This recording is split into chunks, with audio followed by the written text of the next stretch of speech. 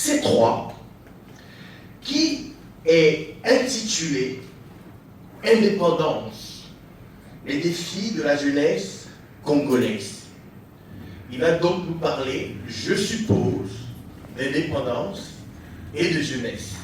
Alors je voudrais vous demander de m'aider à l'accueillir à celui du train avec beaucoup d'applaudissements. Le Toastmaster Prosper.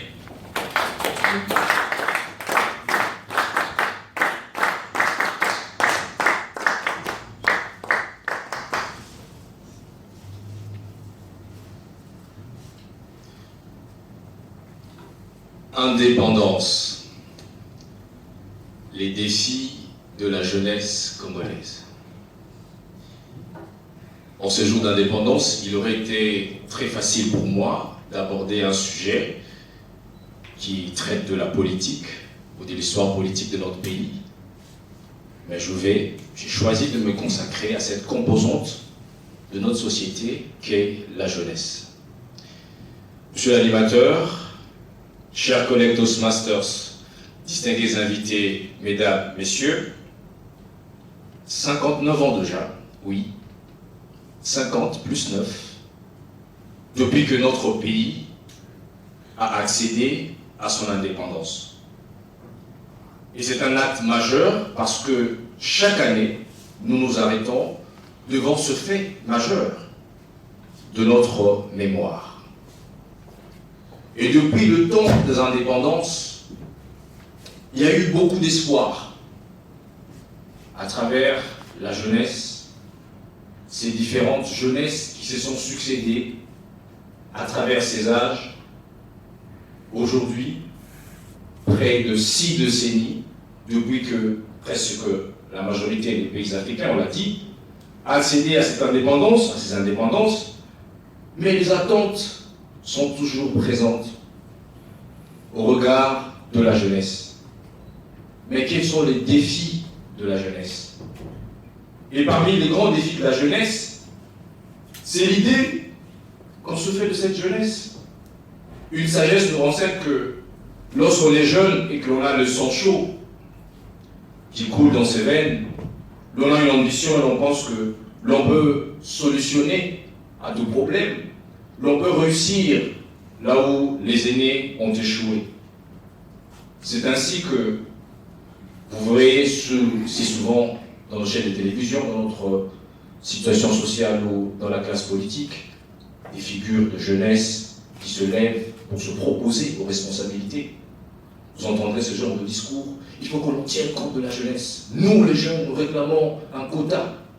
Mais que vaut cette jeunesse? Parce qu'en soi, la jeunesse n'est pas un projet en elle-même. Il faut plus. Et parmi les grands défis de la jeunesse, il y a l'apprentissage, la connaissance. On ne réussira pas là où les aînés ont échoué si nous ne sommes pas assez préparés aux responsabilités, si nous n'avons pas appris assez pour pouvoir corriger ce que nous trouvons comme erreur. Mais quel est l'état de la jeunesse congolaise si elle ne se rue pas à l'apprentissage, si elle trouve dur d'attendre le moment pour prétendre accéder à des responsabilités? La jeunesse de mon pays veut tout, et tout de suite. Il veut planter le même jour et cueillir le lendemain. Il ne veut pas apprendre. Les jeunes ne veulent pas du tout patienter. Ils veulent que l'énergie qui sont les leurs s'actionne tout de suite au sens de la communauté. Et les quelques jeunes qui ont pu accéder à des responsabilités, qu'ont-ils produit? Si c'est né 4, 5, 6 bureaux avec l'argent de l'État, ce n'est pas ça, développer le pays.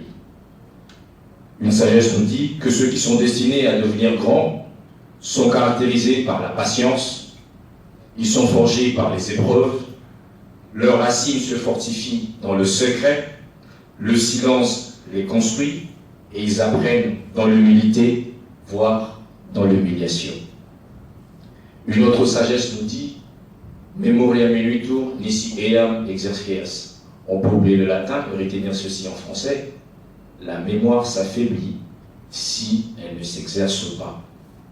C'est ainsi que nous voyons aujourd'hui dans notre pays de jeunes en âge mais très vieux en esprit, très vieux en connaissance, parce que leur mémoire ne s'exerce pas, ne se rue pas à la gymnastique de l'apprentissage.